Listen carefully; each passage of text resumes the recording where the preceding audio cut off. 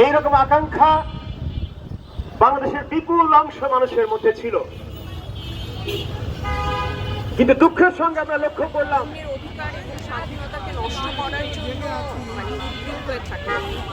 অন্যের অধিকার স্বাধীনতা নষ্ট করার কোনো ক্ষমতা বা স্বাধীনতা আমার নাই, এই বোধটুকু আমাদের আসলে তৈরি করতে পারেনি। সেটাও আমি আসলে বলবো যে রাষ্ট্র ব্যবস্থারই একটা ব্যর্থতা, যে আমাদের মানুষ হিসেবে ভালো মানুষ হিসেবে গড়ে তুলতে পারার যে চেষ্টাটা করার দরকার ছিল সেটা তারা ব্যর্থ। আমরা জাতিগতভাবে আসলে আমাদের একটা ভীষণ পরিবর্তন দরকার।